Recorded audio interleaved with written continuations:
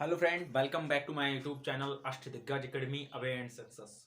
2022 में जो आपके बोर्ड एग्जाम होने वाले हैं केमिस्ट्री के लिए बहुत ही स्ट्रेटजी के साथ, बहुत ही एक उन्नत अवस्था के साथ आपके पास हम अच्छा खासा सिलेबस ला रहे हैं ताकि आप बोर्ड परीक्षा 2022 में अच्छे अंक लाकर आप अपने सफल हो सकें और 80 प्लस से ज़्यादा नंबर टारगेट हमारा रहेगा 90 प्लस नंबर। यानी केमिस्ट्री में जो 30 नंबर प्रैक्टिकल के होते हैं वो आपको स्कूल से मिलते हैं। 70 नंबर का पेपर आएगा जिसमें लगभग आपको कम से कम 65 या 60 नंबर का क्वेश्चन करना हो, ताकि अगर आपको 30 में 30 स्कूल में अगर किसी को मिलते हैं तो वो फ़ायदा उठा सके 95 प्लस का। तो फ्रेंड 90 प्लस का हम टारगेट लेकर इस गति से आगे बढ़ रहे हैं, 90 प्लस नंबर। तो फ्रेंड पी ब्लॉक के वर्ग में एक तत्व आता है P block. Friend P block के वर्ग में एक एलिमेंट आता है सल्फर, SULPHER, सल्फर, जिसका प्रतीक संकेत S होता है। फ्रेंड यह प्रकृति में मुक्त अवस्था एवं संयुक्त अवस्था में दोनों पाया जाता है। पहली बात करें तो यह मुक्त अवस्था और संयुक्त अवस्था दोनों पाया जाता है। मुक्त मतलब ये फ्री में भी मिल जाता है, जैसे कि किसी तत्व से इसे ढूंढना नहीं पड़ता है। ये मुक्त अवस्था और संयुक्त अवस्था दोनों में मिल जाता है। दूसरी बात है ज्वालामुखी क्षेत्र में विस्फोट। फ्रेंड ज्वालामुखी के बारे में जानते हैं। जो फ्रेंड ज्वालामुखी होता है, ज्वालामुखी का सीधा मतलब है आग का मुख। जो ज्वालामुखी में आग का मुख होता है तो उसके तहत जब इसका ये विस्फोट होता है तो उसमें लावा और राख निकलते हैं। क्या? लावा और राख निकलते हैं। ज्वालामुखी तो आप जानते होंगे, सबसे बड़ा ज्वालामुखी इक्वेडोर है। ज्वाला माने आग और मुख माने मुंह, यानी आग का मुख। ज्वालामुखी को आग का मुख भी कहते हैं, ये आपकी बेसिक नॉलेज होगी। तो ज्वालामुखी में जो विस्फोट होता है उसमें अधिकतर गैस में ये सल्फर होता है। सल्फर प्लस ऑक्सीजन क्रिया कर सल्फर डाइऑक्साइड बनाते हैं। क्या? सल्फर प्लस ऑक्सीजन अभिक्रिया करके सल्फर डाइऑक्साइड बनाते हैं। फ्रेंड आपको जानकर आश्चर्य होगा कि ताजमहल की जो परत है जो सफेद है संगमरमर की, हल्का सा वो पीला पड़ रहा है, तो सल्फर डाई गैस के कारण ही जो ताजमहल का रंग है वो पीला पड़ रहा है। ओके, फिर फ्रेंड देखेंगे फ्रेंड सल्फर के अपर रूप, कि सल्फर के अपर रूप क्या है। किसकी बात करेंगे हम फ्रेंड सल्फर के अपर रूप की बात करेंगे। तो फ्रेंड अपर रूप की बात करेंगे रोम्बिक। रोम्बिक एक सल्फर का अपर रूप है। रोम्बिक की बात करेंगे। रोम्बिक के बाद में आ जाएगा प्लास्टिक सल्फर। दो के आपको नाम लिखने होंगे, ज्यादा नहीं, तो आप दो याद कर लीजिए। अगर पूछा जाए आपसे कि सल्फर के अपर रूप क्या है तो आप बता दीजिएगा रोम्बिक सल्फर और प्लास्टिक सल्फर। जो रोम्बिक सल्फर जो होता है वो आपका अल्फा सल्फर होता है। क्या फ्रेंड? Alpha sulphur. ये ऐसा लिख लीजिए आप, अल्फा ऐसे लिखे जाता है, अल्फा सल्फर। और जो आपका प्लास्टिक जो सल्फर होता है इसे रोम्बिक सल्फर लिख लीजिए। और जो प्लास्टिक सल्फर होता है उसे हम बोलते हैं प्लास्टिक सल्फर को गामा सल्फर। अगर कोई पूछ दे कि सल्फर के दो अपर रूप बताइए तो आप ये दो उसमें अपर रूप बता दीजिएगा। फ्रेंड अब हम बात करते हैं कार्बन डाइऑक्साइड गैस के बारे में, जो कि बहुत ही इंपॉर्टेंट है। तो फ्रेंड आप वीडियो के साथ बने रहना। अगर आप नए हैं तो मेरे यूट्यूब चैनल को सब्सक्राइब करें, साथ ही बेल आइकन को प्रेस करना ना भूलें, क्योंकि विगत दिनों की केमिस्ट्री की सबसे इंपॉर्टेंट क्वेश्चन पी ब्लॉक का वर्ग में आज मैं खत्म कर दूंगा। उसमें जो भी इंपॉर्टेंट होगा वो क्वेश्चन मैं लिखा दूंगा। तो फ्रेंड वीडियो के साथ जरूर बने रहें और ज़्यादा वीडियो को शेयर करें। तो फ्रेंड अब हम ऐसी गैस के बारे में करेंगे जैसे सल्फर डाइऑक्साइड। कौन सी गैस फ्रेंड? Sulphur dioxide. तो फ्रेंड सल्फर डाइऑक्साइड का संकेत होता है SO2। तो फ्रेंड देखते हैं SO2 के धातु के सल्फाइड में गर्म करने पर हमें यह गैस अभिक्रिया प्राप्त होती है। तो हम सोडियम सल्फेट, देखो सोडियम सल्फेट अलग होता है। अगर Na2 अगर SO4 कर दें तो ये सोडियम सल्फेट हो गया, लेकिन अगर हम Na2SO3 कर दें तो ये सोडियम सल्फाइड हो गया। अगर सोडियम सल्फाइड की क्रिया किससे? सल्फ्यूरिक अम्ल से कराते हैं। क्या? H2SO4 के साथ कराई जाती है तो हमें सल्फर डाइऑक्साइड प्राप्त होता है। और साथ में बचता क्या है? Na2SO4 sodium sulphate. तो फ्रेंड समीकरण संतुलित, O कितने हैं? 3, और यहाँ पर कितने हैं? 3 4 3 7, 4 2 6, एक कम हो रहा है, ध्यान रखिएगा, एक ऑक्सीजन का कम हो रहा है फ्रेंड। Na2SO4, तो यहाँ पर हम कर देते हैं Na2SO4 2 का गुणा, तो S कितने हो गए? 2 और एच एच कितने हो गए, 2 और 1 3, यहाँ पर 2 का गुणा कर दो, ओ कितने हो गए, 2 दूनी 4, एच कितने हो गए 2, एच यहाँ पर कितने हैं, एच यहाँ पर नहीं है तो H2O आप जल अलग निकाल लीजिए, 2 का गुणा मत कीजिए। ओके, अब देखिए समीकरण संतुलित हो रहा है कि नहीं हो रहा है। 3 और 4 3 7, 2 2 4 4 8, इसको 2 हटाइए आप, 4 3 7, 4 2 6 और 1 7, H2 कितने हैं यहाँ पर 2 2 हैं, यहाँ पर Na कितने हैं 2, Na 2 हैं, H कितने हैं 1 2, 1 और 1 2, पूरा समीकरण संतुलित है। तो फ्रेंड्स हम सोडियम सल्फाइड की अभिक्रिया शांत सल्फ्यूरिक अम्ल के साथ कराते हैं तो हमें सोडियम सल्फेट, नाम ध्यान रखना, SO3 है तो सोडियम सल्फाइड, SO4 है तो सोडियम सल्फेट आयन, SO4 को सल्फेट आयन में व्यक्त करेंगे तो 2 आयन पॉजिटिव के नहीं 2 आयन नेगेटिव के निकलेंगे। इसीलिए कि जब IUPAC बनाएंगे तो SO4 का आप ध्यान रखिएगा 2 नेगेटिव ही आयन लेना पड़ेगा। ओके, तो इसके बाद में जल बनता है। तो फ्रेंड ये होगी सल्फर डाइऑक्साइड की विधि। Okay, sulphur dioxide. फ्रेंड अब हम जानेंगे सल्फ्यूरिक अम्ल कि सल्फ्यूरिक अम्ल कैसे बनता है। ज्यादा नहीं, आपको ऐसे आएगा कि प्रयोगशाला में सल्फर डाइऑक्साइड बनाने की विधि लिखिए। तो सल्फर डाइऑक्साइड जब हम सोडियम सल्फाइड की क्रिया शांत सल्फ्यूरिक अम्ल के साथ कराते हैं तो सल्फर डाइऑक्साइड गैस मुक्त होती है तथा उसी के साथ में हमें सोडियम सल्फेट आयन प्राप्त होता है और जल की भी प्राप्ति होती है। अब फ्रेंड इसके बाद में हम जानेंगे सांद्र सल्फ्यूरिक अम्ल, जो कि इस लेसन में सबसे महत्वपूर्ण क्वेश्चन कवर करता है। फ्रेंड ये लेसन ही इस सिद्धांत पर आधारित है। तो फ्रेंड हम सांद्र सल्फ्यूरिक अम्ल यानी H2SO4, इसे क्या फ्रेंड बोलते हैं, सल्फ्यूरिक अम्ल। आप नाम नोट कर लें अच्छे से, भूलना मत, सल्फ्यूरिक अम्ल, इसे हम पढ़ते हैं फ्रेंड सल्फ्यूरिक अम्ल। तो फ्रेंड सल्फ्यूरिक अम्ल क्या होता है। फ्रेंड सल्फ्यूरिक अम्ल जो होता है वो एक प्राचीन यौगिक है। प्राचीन यौगिक मतलब एंशियंट, यह एक प्राचीन यौगिक है। कैसा यौगिक है, प्राचीन यौगिक, मतलब ये प्राचीनतम जमाने से ज्ञात है ये, लेकिन इसको नाम से बनाने की विधि थोड़ी अलग अलग थी क्योंकि प्राचीन जमाने में इतना ज्ञान नहीं था, लेकिन उनको ज्ञान था। वो एक व्यवहारिक रूप से कई वस्तुओं को समावेश करके एक मिश्रण तैयार करते थे जिसे हम यौगिक बोलते थे। यौगिक वो नहीं जानते थे यौगिक है, यौगिक हमने डिफाइन अप कर दिया।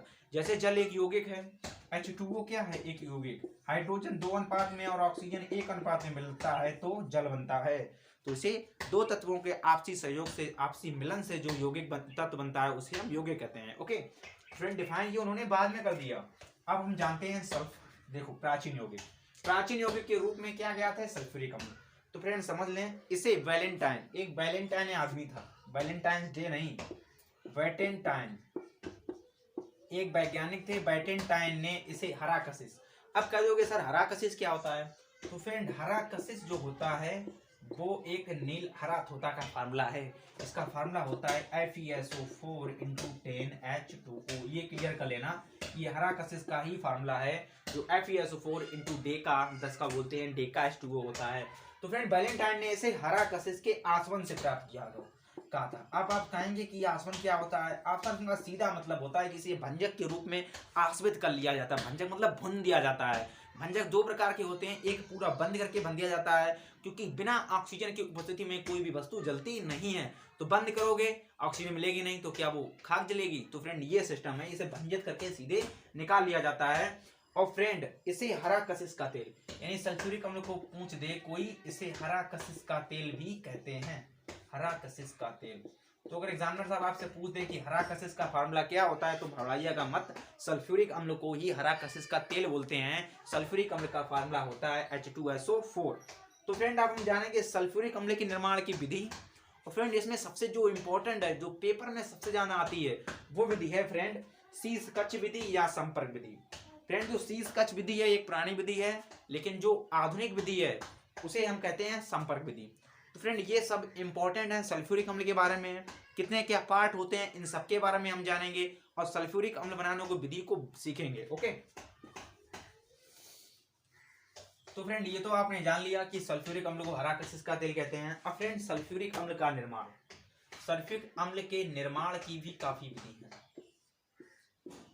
तो फ्रेंड सल्फ्यूरिक अम्ल के निर्माण की जो विधि है उन्हें हम जानेंगे, उन्हें हम समझेंगे। ओके तो फ्रेंड सबसे पहले अभिक्रिया के कुछ निम्न पद होते हैं। केमिस्ट्री में इंपॉर्टेंट क्या होता है, अभिक्रिया।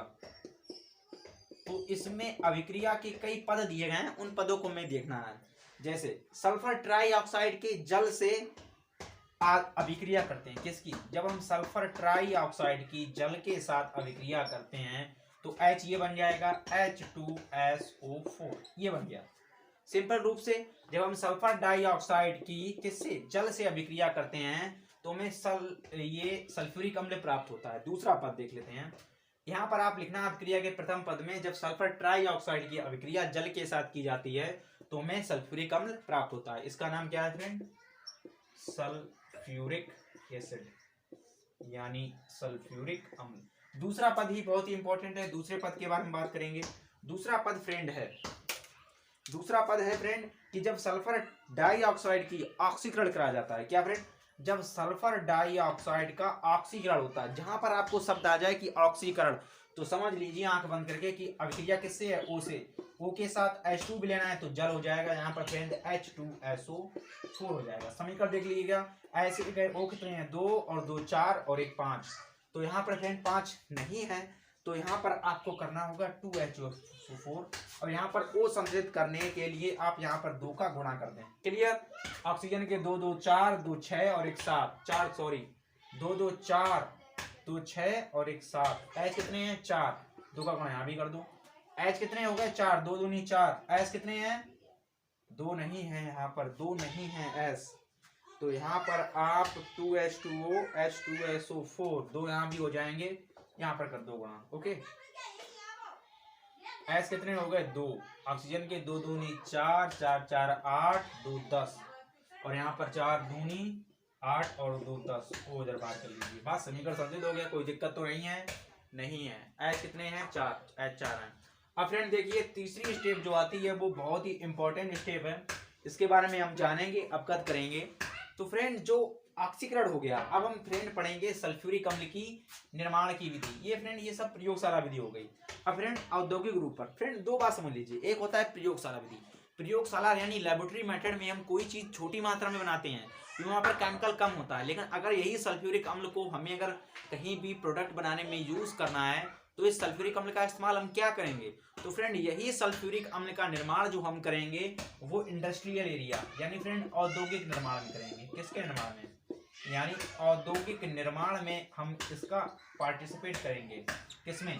औद्योगिक निर्माण में इसका जब हम पार्टिसिपेट करेंगे तो क्या होगा, तो हम उसे देखेंगे, समझेंगे। फ्रेंड 2 चीजें बनाई जाती हैं, एक होता है प्रयोगशाला लेबोरेटरी मेथड में और दूसरा होता है इंडस्ट्रियल एरिया यानी औद्योगिक निर्माण में। तो जो बड़ी मात्रा में चीज बनाई जाती है सेल हेतु, उत्पादन हेतु, क्रय करने के लिए, बेचने के लिए मार्केट में किसी चीजों के गलाने हेतु, तो वो औद्योगिक निर्माण बनाया जाता है यानी इंडस्ट्रियल एरिया बहुत बड़ी मात्रा में। तो फ्रेंड ये सब इसकी जो प्रयोगशाला विधि थी। पहले सल्फ्यूरिक अम्ल को बनाने के लिए हम SO3 यानी सल्फर ट्राइऑक्साइड की क्रिया जल से कराते हैं तो हमें H2SO4 प्राप्त होता है। फिर सल्फर डाइऑक्साइड की क्रिया हम जब आसवन यानी ऑक्सीकरण से ऑक्सीकरण करते हैं तो जल के साथ क्रिया करते हैं, साथ में सल्फ्यूरिक अम्ल भी हमें प्राप्त होता है। लेकिन अब हम फ्रेंड जानेंगे सल्फ्यूरिक अम्ल के निर्माण की कितनी विधियां हैं। तो फ्रेंड आंसर मिलेगा 2। सल्फ्यूरिक अम्ल के निर्माण की 2 विधियां हैं। पहला है शीर्षकच्छ विधि। पहला क्या है? पहला है शीर्षकच्छ विधि, दूसरा है फ्रेंड संपर्क विधि। संपर्क विधि फ्रेंड 2 बात अपने कान में आप डाल लीजिएगा कि जो संपर्क विधि है, कौन सी विधि? फ्रेंड संपर्क विधि है, ये आधुनिक विधि है। कैसी विधि है फ्रेंड? यह एक आधुनिक विधि है और इसकी अगर हम बात करें शीर्षकच्छ विधि की तो यह पुरानी विधि है। कैसी विधि है? पुरानी विधि। फ्रेंड ये सब आप नोट कर लिए। आप जानेंगे सल्फ्यूरिक अम्ल के निर्माण की शीर्षकच्छ विधि क्या है और संपर्क विधि क्या है, दोनों में अंतर क्या है, क्यों उसे पुरानी, क्यों उसे नहीं बोला जाता है, क्यों क्या दिक्कत आती है कि कौन सी विधि का प्रयोग हम नहीं करते हैं। तो बने रहेंगे वीडियो के साथ।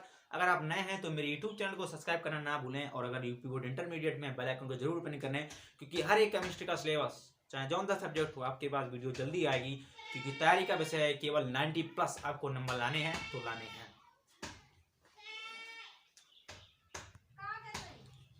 फ्रेंड अब हम डिस्कस करेंगे कि सल्फ्यूरिक अम्ल के निर्माण की यानी औद्योगिक निर्माण की 2 विधियां थी। पहला था शीर्षकच्छ विधि, दूसरा था संपर्क विधि। तो शीर्षकच्छ के बारे में जानेंगे। तो शीर्षकच्छ में कुछ ऐसे पार्टिसिपल होते हैं। शीर्षकच्छ को शीर्षकच्छ क्यों कहा जाता है? तो फ्रेंड जानिए, शीश कच्छ विधि जो होती है उसमें शीशे के बने कच्छ में लास्ट में पदार्थ को भेजा जाता है, जिसे हम अम्ल कच्छ बोलते हैं। जो लास्ट पैराग्राफ में हम 5वां पद दिखाते हैं उसमें शीश कच्छ या अम्ल किस कच्छ कहते हैं, जिसमें सल्फ्यूरिक अम्ल बनता है। तो शीश मतलब शीशे के जो कच्छ बने होते हैं उसमें भेजने के कारण इस विधि को शीश कच्छ विधि कहा गया है। इसमें पहला भाग होता है पायराइट बर्नर, जो एक बर्नर की तरह काम करता है, जिसमें फ्रेंड सल्फर को ऑक्सीजन से अभिक्रिया करके सल्फर डाइऑक्साइड प्राप्त करनी है। फ्रेंड जैसे प्रयोगशाला में बनाया गया था वैसे ही हम इसको बनाएंगे, लेकिन इसमें यंत्र बड़े बड़े लगे होते हैं। पूरी एक विधि होती है, पूरी एक भट्टी होती है, जिसमें सल्फर प्लस ऑक्सीजन की अभिक्रिया करके हम सल्फर डाइऑक्साइड प्राप्त करते हैं। फ्रेंड उसके बाद फ्रेंड जैसे धूल कच्छ में भेजते हैं, क्योंकि पायराइट बर्नर से प्राप्त जो गैसीय मिश्रण होता है फिर हम उसे धूल कच्छ में भेजते हैं, जिसके ऊपर से पानी टपकता रहता है और जो धूल के कण होते हैं वो भारी होकर तली में बैठ जाते हैं और ऊपर वाली गैस ऊपर रह जाती है। हमें फ्रेंड यहाँ पर सब ओरिजिनल आइटम चाहिए, नॉर्मली जैसे प्योर आइटम चाहिए, सब एकदम प्योर, दूध भी प्योर, घी भी प्योर। तो जो अशुद्धि है उन्हें हम सब हटा देंगे,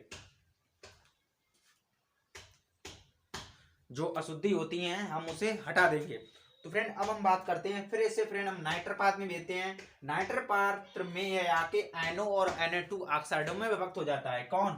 सल्फर डाइऑक्साइड। फिर फ्रेंड ये ग्लोबल टावर में जाता है, जो एक अम्ल रोधक ईंटों का बना होता है, ताकि ये अम्ल काफी डिफिकल्ट, काफी हार्ड होता है, ताकि ईंटों को गिरा ना दे। इसीलिए इसमें कठोर ईंट को प्रयोग किया जाता है, जिसे हम अम्ल रोधक ईंटें कहते हैं। अम्ल रोधक ईंटें का मतलब ये होता है जो अम्ल जो बहता है उसे उसके भेजने की क्षमता हो, उसे वो रोक सके। तो फ्रेंड ग्लोबल टावर में भेजने पर यह सल्फर डाइऑक्साइड नाइट्रोजन के ऑक्साइड में और जल की उपस्थिति में सल्फ्यूरिक अम्ल का निर्माण करती है। बन तो ये यहीं जाता है, लेकिन ये शुद्ध नहीं होता है। इसलिए इसको शुद्ध करने के लिए हम शीश कच्छ या अम्ल कच्छ में भेजते हैं, जहाँ पर 2 पर्दे लगे होते हैं शीशे के, उसमें ऑक्सीजन के ऑक्साइड से अपघटित होकर जल द्वारा इसकी क्रिया कराई जाती है और नाइट्रोजन के नाइट्रिक ऑक्साइड भी होती है, तब जाके हमें सल्फ्यूरिक अम्ल प्राप्त होता है। बेसिक से समझना है, रटना कुछ भी नहीं है, नो रटाई, पूरा समझ में आए। फिर यहाँ पर हमें शुद्ध सल्फ्यूरिक अम्ल प्राप्त होता है। तो ये थी सल्फ्यूरिक अम्ल निर्माण की शीश कच्छ विधि। अगले वीडियो में हम जानेंगे कि संपर्क विधि क्या है, क्यों वो इंपॉर्टेंट है और क्यों ज्यादातर पेपर में आती है। इन दोनों विधियों में से एक जरूर आपको पेपर में मिलेगी, पहला शीश कच्छ विधि या दूसरा संपर्क विधि। तो फ्रेंड अगर आप नए हैं तो मेरे यूट्यूब चैनल को सब्सक्राइब करें, साथ ही बेल आइकन को प्रेस करें। तब तक के लिए जय हिंद।